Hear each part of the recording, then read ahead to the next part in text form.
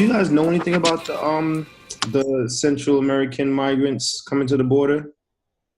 Yo, I know they're primarily coming from like Guatemala and Honduras. Like, I'm not too sure about the other countries, but El there's Salvador too.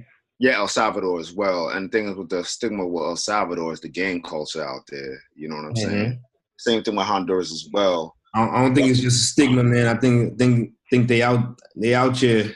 No, the reason why I'm saying stigma is people People think of them as being in gangs. You mean? yeah, so it's like it's the same thing in terms of like who do you group as terrorists? Who do you group as people who are dangerous? You know what I'm saying? And when Yeah. you look at a father, when you look at a mother and her child, it's like, oh, she's grouped in with the gang, Yeah. which doesn't throw up the truth that those things actually do happen out there as a means of survival. Right. You know what I'm saying? But you kind of just group everybody together. So you're like trying to control the narrative of how we should all look at them trying to come into the border. You know what I'm saying? Okay. Now, as a result of the different events that has happened at like coming up through Guatemala and going forward into Mexico, you'll see that the actions. Oh, what up? What up? We recording just a heads up. Yeah. Oh, okay. So we'll see the actions that that the media will show in terms of the acts of violence, which will require the retaliation of those who are at the border. You know what I'm saying? Or them busting down the gates. You know what I'm saying? And those looking as of acts of concern. You know what I'm saying? So with that whole storyline being continued all the way to the Mexican border, and then you see the story of the tear gas, which is not foreign to to American. And that's what it is. That's how they do it. You know what I'm saying? So yeah, like the narrative is being controlled, and what happens when the narrative is controlled is that you have two opposing sides that are the forefronts: the people who are naturally empathetic, and then the people who are thinking the other side, like they can't commit, as if those are the two arguments that we should both consider without thinking about other things. If you understand what I'm saying, right? Because like the issue of safety does come into play, but the issue of somebody have the ability to seek asylum or to come into a country for opportunity or for their own safety, you know what I'm saying, becomes like a you know what I mean? I think the safety issue gets played up or played for the sake of just making people afraid, because when immigrants come in, they commit less crime than people that are there. So and there was something else I was watching that was saying having more immigrants in makes your place safer, not more prone to crime. And there's a few reasons for that. That's one. Two, I just gotta mention that it's kind of silly how people say come legally when that's the actual legal process. Like you have to come to a port of entry or come to the United States somehow in order to seek asylum. You have to physically be there. I thought when they say come legally, they mean like apply before you like do the paperwork to apply before right, you actually show but up. asylum is also legal. Like you can apply for asylum, and that's not just here. They have asylum, wherever you just come and say, hey, somebody's trying to kill me. And if they are trying to kill, if they do whatever they do to try and see if what you're saying is true. And then, that's that. I'm pretty sure they don't let in a ton of asylum seekers, though. I could be wrong, but yeah. I don't think it's that easy to prove or to make happen. I don't think there's somebody just listening to your story, believing it, and just saying, okay, you're a citizen now, I don't know. But there was something else. Something else that gets lost in, I guess, the mainstream media coverage is why they're actually coming in the first place. Sure, right. And so I found this article which I dropped in the chat. Let me try and drop it again. And so this is an article that I was reading, and it's talking about why, at least in El Salvador. Let me share my screen with you. Hold on a second. All right.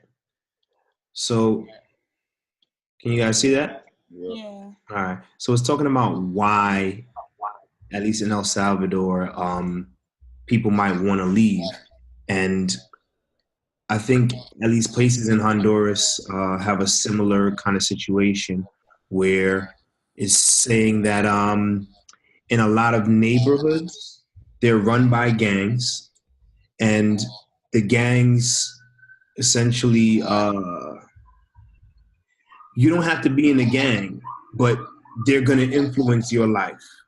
And I saw things like, if they want your house, they'll take your house. And when they say you got to go, you got to go. Like, you know, or somebody's getting killed.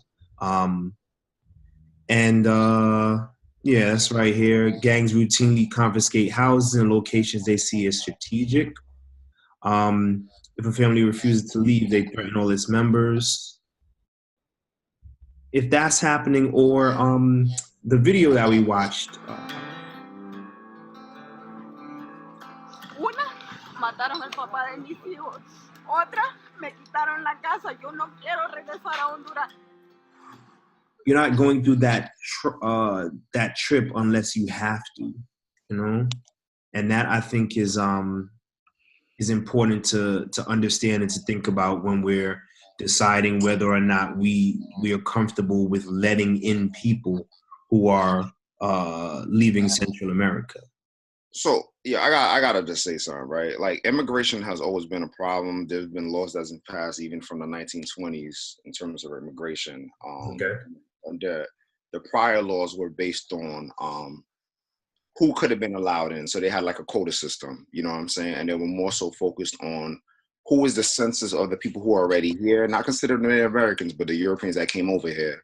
And those are the people who they are primarily allowing to come in, you know what I'm saying? And as the immigration laws like continues to get revised even until 1965, the civil rights movement even actually helped the progression of what we see in terms of immigration today, in terms of all other countries, regardless of nationality or whatever, being able to come in. So the argument that people are having on the other side of things are saying like, yo, keep it kind of crazy, like funky. Black people, like African Americans, are the only non-immigrants in this country. Mm-hmm. Based on the definition of what an immigrant is. Like, there's a voluntary or there's a willing act of someone leaving one country to take a permanent residence into another country, right? So, and the basis of that argument, it makes sense. And with that argument comes, okay, they're coming in, and in terms of minority rights or the issues in terms of like, yo, what's plaguing the Black community has not been fixed yet. But like, they're coming in, and they're coming in with their problems to seek safety and help and, you know, a better life. And we're not experiencing the better life that they're supposedly aspiring after. So some people are saying, you know what, that's their battle. We got to start focusing on them. You know what I'm saying? Because that's their issue. That's their struggle. That's their government, you know what I'm saying, that fails to control the systems that are there. We got our own problems to deal with. You know what I'm saying? And then like some people would say like, yeah, that takes away from the empathy. Like, yo, how could you deal with like that? You know what I'm saying? With people who are enduring a struggle with wherever that they necessarily coming from. But then there's sense to the argument like, yo, we got our own issues too. So like, we're extending a hand when we haven't received the proper help, or we haven't figured out the proper plan in terms of how we build each other up and how we stay firm in terms of the people. And then, yeah, I'll just stop right there because let's see if we just build up for that. What do you think, Sheena? I don't want to say I agree, but like I get it, and I feel like that's the play, right? It's like always a us versus them, Right. and the us and them are always changing. So if you are living in a place and it's not safe because of gang violence, and you're right here in the United States, where are you supposed to go? Like, where can you go? Or if you are in the United States and you feel like your life can be better and immigrants are taking everything away from you, I feel like it's always us versus them, and it's so many sides, and no one is seeing that we're all us's and them. It just depends on where you're looking at it from. I think for that too, like, if we say us versus them, then we're saying some people are immigrants and some are not, like some are indigenous. And yeah, the last I checked, the only indigenous Americans were the Native Americans. Mm-hmm. So if we're treating like people who are trying to enter if we consider everybody an immigrant, then I think when policy-wise, the laws that we make would not be discriminatory, because white people are also immigrants, or like from the beginning. But these days we only see immigrants about we only see immigration when it comes to like Latin America or Africa. But when it comes to Western Europe, we don't always talk about, we won't always consider them as immigrants as well. Right. And my issue is that this is going back to Black Panther. I think that was the greatest movie ever made. It's my new standard of movies. So in the Black Panther, there was a scene where Nakia was talking to the Black Panther to open up the borders so that others can come in. Mm-hmm. And he said, like, his fear was that if they come in, they come with their problems. But Nakia was saying, like, we are strong enough to handle them.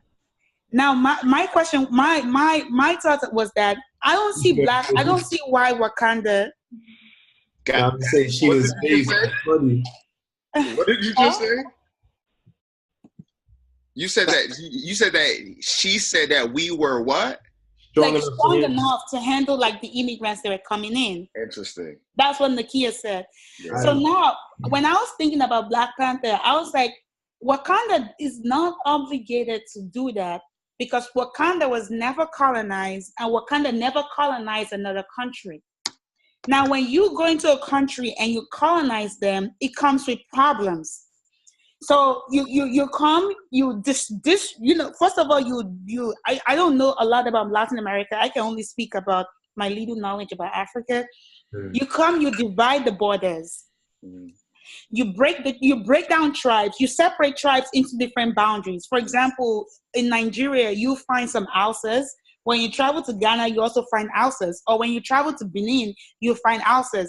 Or you travel to some other part, maybe you go deeper in the west, you find the Fulanis.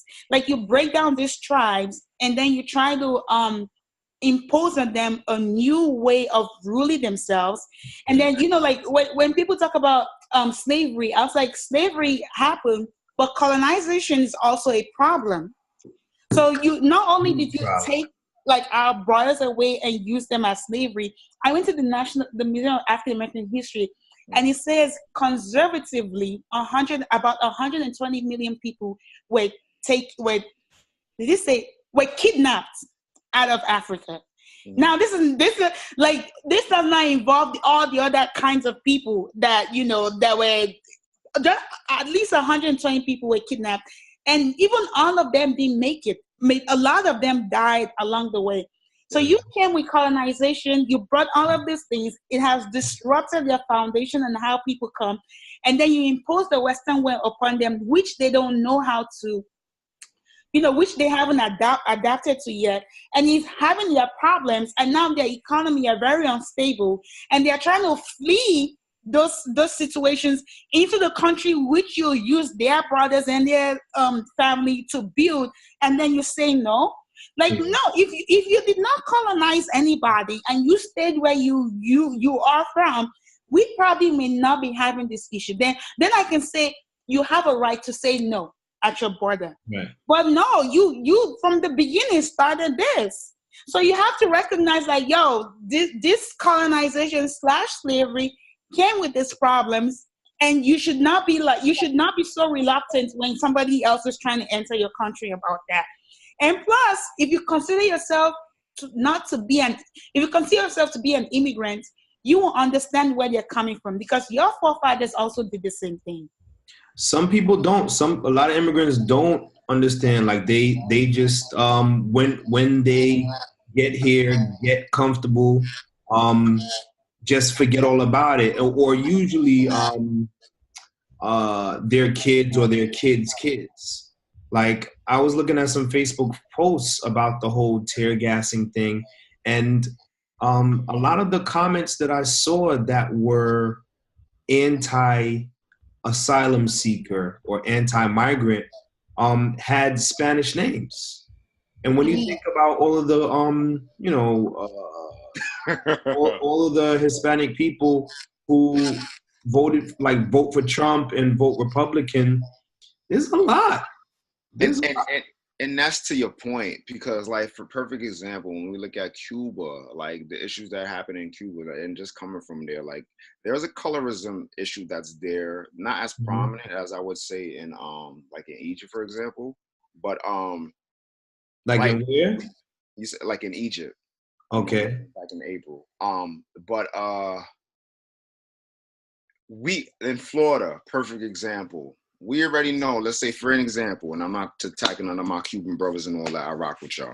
But they come over here, and like the Rubios of the world, they vote on the other side of things. You dig what I'm saying? So it's like, yo, they coming over here, yeah, we allowing you in, but then in actuality, you voting for those who are putting policy in place that are putting us in a deeper pot. You know what I'm saying? A deeper ditch. So it's like, it becomes such a complicated situation, because you don't know, like, okay, the overall term immigrant, but you don't know whose side they on. You dig what I'm saying? Are they in a side that they're going to benefit, or are they in a side, and I'm not saying they, but, and it's even amongst us too. It's like, yo, we all black, but there's certain black people I can care less about. Real talk, I don't agree with you, I don't rock with you. You know what I'm saying? Just because we skin folk don't mean we kinfolk at all. You dig what I'm saying?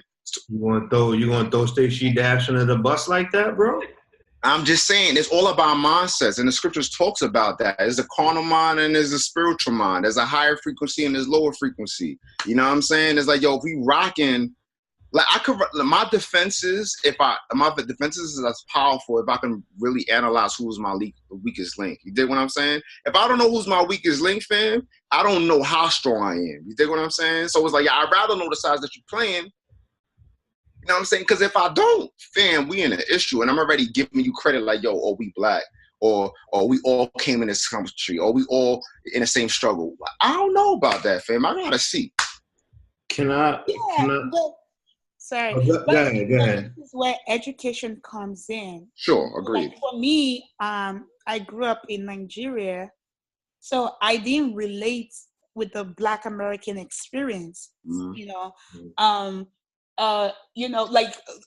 For example, like, we live in Queens, like, you go to Jamaica Avenue and you see all those things happening.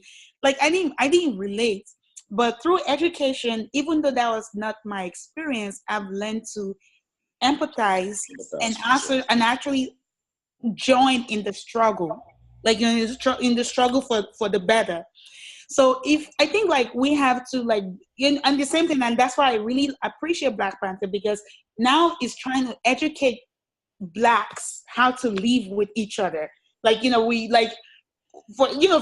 used to be the African booty scratchers.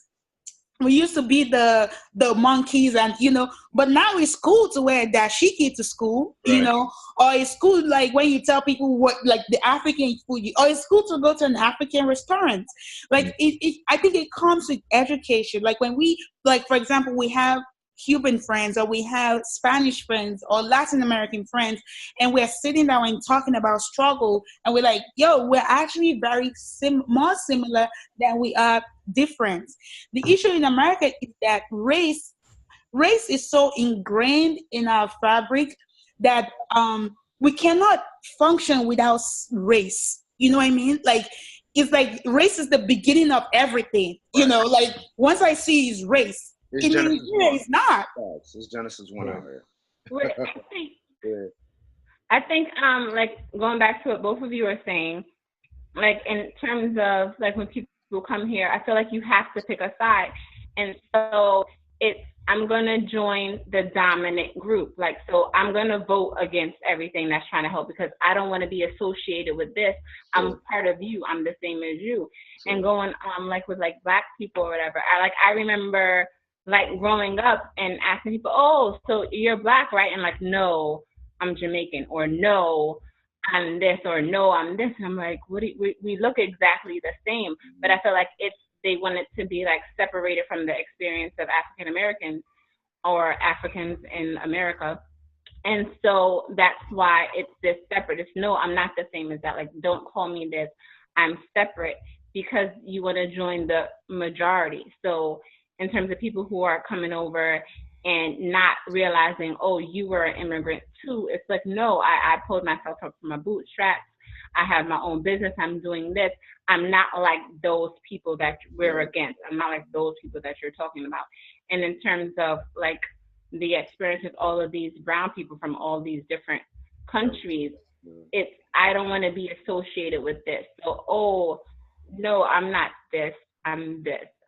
Even though you're all clearly from the same place, you all descend from the same place, but I want to join the majority.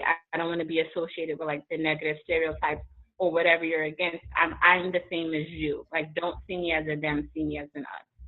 But my question is that, but we are truly different. That's what I'm saying. Race, because it's a social construct. Like we can't see past race. Like, for example, in Nigeria, like an Igbo man is definitely not a Yoruba man. Like, we are different. Now, if you identified us by our tribes, we probably would be more inclusive. But to put us all together as Blacks, I can see why the division is coming up, because we are different. Like a Jamaican a Jamaican is different from a Bayesian, or you know what I mean? Like a Nigerian is different. A Nigerian is different from a Senegalese and stuff like that. So we are different, and I think it's right for people to say, you know, for example, when people ask me whether I say I'm Nigerian, but even though we do recognize that, but because race is so ingrained in American fabric, we have to understand that we are categorized the same. Like we're all called Blacks, and we're treated as Blacks. So the earlier we understand, like the earlier we empathize with the other Blacks and with their struggle, I think it will help us more it will help us more to join them in that struggle for like I know it can be perfect, but perfect civil rights and liberty. And here's where I could say to that, right, is that I think everybody got to come to the table with their struggles in mind. And the fact, if everybody's coming to the table with their struggles in mind, everybody knows that's going to be the topic of discussion. So that automatically becomes the construct in which we trying to progress from. You know what I'm saying? Mm-hmm. So you kind of, it's not that you eliminate race. You kind of like, okay, she is from Nigeria with a struggle. He is from El Salvador with a struggle. Mm-hmm. Automatically with these things in mind, it's like, yeah, all right, cool. Mm-hmm. Let's talk about our struggles. And the more that we talk about, we see more so, if you were confused about which side you want to choose, well, the struggle is the side that we choosing. You know what I'm saying? And then from there, it's like, yo, if you can empathize with me and I can empathize with you, then we can move forward. You know what I'm saying? But the thing is that both sides, or everybody who's sitting on the table, has to make a decision within themselves to willing to fight for each other and empathize. You know what I'm saying? And I think sometimes as a people, what we often do, we stick our hands out of help, not knowing if these cats are about to stick the same hand out here. You know what I'm saying? And I'm saying, like, okay, there's the Christian aspect. That's like, oh, no doubt. You know what I'm saying? You just got to give them help. You just got to give them unconditional love. I'm like, all right, cool. I understand that. It's only, but I think we got to consider the construct in which we living in. You know what I'm saying? Like the very person that you trying to help is the very person that got their knife on the other hand that's ready to stab you. You know what I'm saying? And it's like, okay, do you automatically turn your defenses down? Or do you forcefully establish like, yo, fam, like I was saying before, we all here in a struggle. We all want what we would call equal rights. And I really don't know what that necessarily means, especially in today's world. You know what I'm saying? But we all want to progress. You know what I'm saying? Effectively, that we can all live amongst each other. We can all be convenient within each other. You know what I'm saying? We all gotta come like with a decision. You know what I'm saying? I gotta literally know where you stand. You know what I'm saying? And vice versa. Go ahead, O. And one of the things I do encourage, like I think I'm a not perfect, but I'm a good example because, as I said, this was not the traditional Black American experience was not my experience. And I began to educate myself and read. I just ran into Malcolm X. So I'm in love with Malcolm X. Yeah. But I encourage everybody, whether white, Black, to at least visit I can only speak about the African American, to at least visit the African American Museum. One thing I do appreciate about that museum, because it's about Black people talking about their history. It's not a white person telling you their version of the Black history. It's about Black people educating you about their own history. And when they're educating about their history, I think it helps with us empathizing with each other. For example, when I listen to you, Reggie, and you're telling me about history about Haiti, I'm like, Dad, y'all went through the struggle too, even in Haiti. Yo, we went through that too in Nigeria. Well, that y'all were the first Black country to be liberated, and then we begin to then we come together, join together, and continue the fight together. So I would just encourage everybody to when you get a chance to visit the African American history, because it's a good museum that educates you about Black history coming from the Black perspective. Like in our books, for example, somebody posted some book on Facebook that said we moved, like the Africans moved from Africa to the US. That is definitely not that is definitely not an African telling his story. That's somebody else telling the African American story. But if we tell our own stories by our own self, then we begin to educate each other, understand each other, then it makes empathizing and camaraderie a lot easier. Right. And I'm saying that because I think it also helps when we're thinking about our immigration policies, because it's no longer us versus them. It's just like, yo, this is what slavery did. This is what colonization did. This is where their country is now because of slavery plus colonization. We should be able to empathize with their story. Oh, quiet there. I was gonna bring up a few verses, but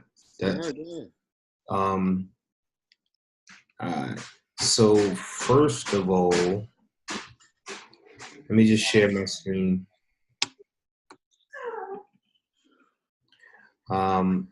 So this is a post from Michael Timothy Nixon. Tear gas on asylum seekers, including children. Can't wait to hear the excuses from the Trumpers on this one. And then down here, if we scroll past these gentlemen making excuses, we see Mark McDonald sharing a few verses that that I thought were interesting or good to look at. Psalms 82 verse 3, defend the poor and the fatherless, do justice to the afflicted and needy. Proverbs 21 verse 13, whoso stoppeth his ears at the cry of the poor, he also shall cry himself, but shall not be heard. I'm not going to read through all of them, but I just wanted to point out, this is not, if you are not, if you're not religious, let's say, not just Christian, but if you're not religious at all, then you can look at it from, I guess, a philosophical or scientific or whatever kind of standpoint. But for those who say they are Christian, the idea that you are going to just by default ignore the poor, the fatherless, the hungry, is hypocritical. Well, hypocritical is not the word. How can you reconcile what you're reading there with not taking care of people who are poor or needy? You know what I mean? Yeah, Phil. And sorry, I just wanted the asylum process is not an easy process. Sure. Not an easy It's process. not, because you have to meet 5 categories. I don't remember them offhand. Yeah, And those categories are very subjective. for sure. Like it's not like everybody, like every immigration judge is out here issuing that. And even when you want to appeal an immigration judge thing, you go to the BIA and their decision is final. The only way you can enter a proper Article 3 court is if you're challenging the Constitution. And where are you going to find an attorney that can do that? Right. Challenging the Constitution or challenging the federal statutes. And It's you're an asylum seeker. Yeah. Right. What were you gonna say, Sheena? You look like you're gonna say something crazy. I'm not. No, I feel like the people, when you say like Christians or people who are following scripture, I feel like those aren't the people who like have a problem understanding. And like when you say, how can you call yourself a Christian and not like pay attention to this? Like the same way you can call yourself a Christian and do everything else you're doing. I feel like the problem isn't the people who like are sympathetic or have empathy or see life as life. It's everyone else who's just like, I'm just. So can I say? So then, what I really want to say is, I have a problem when people say that they abide by something and then they don't. Because of race. So what happened? No, I'm just saying when people call themselves something like Christian, for instance, or you say that you follow the Bible, right? And then the Bible is saying something and you're saying, nah, forget that. That's where I have a problem. Then why are you calling yourself that? That's just what I'm thinking. I hear They're probably still being worked on. Yo, you They're not a perfect person. No, that's not it. What I'm saying is, Phil, like you talking on so many, you're touching on so many things within that one statement that you said, and I'm saying there is evidence that this form of Christianity or this Christianity, however you want to label it, has worked. You know what I'm saying? Like, you mean the Christianity that reads Proverbs and further oppresses and legitimizes. Oppresses? Okay, yeah. There's a lot of that. Yeah, there's a lot of it. You know what I'm saying? So, and for let's just say, for us to even present an argument that you should discount, like, how can people obviously read something like a Proverbs as was stated and then like totally dismiss it? They can't, because it's already been done. You understand what I'm saying? Mm-hmm. So it's like, in terms of like, yo, this is the Christianity that they're telling you that they are, or they're telling you this is what Christianity really is. You know what I'm saying? Not that the fact that this is what the scriptures are saying. They're saying you can go all the way back to Papal Bulls era, you know what I'm saying? And see that this is what Christianity always was from the jump. You know what I'm saying? And for people to like even dismiss that, it's like, no, I can point that out in a book. The scripture is saying something different, true. You know what I'm saying? What you was gonna say, bro? So I was just gonna say, because we got less than a minute left. There's a tweet here from Occupy Wall Street from about an hour ago. It says, "No borders exist in a country founded by genocide." And I agree. Mercy. Yeah.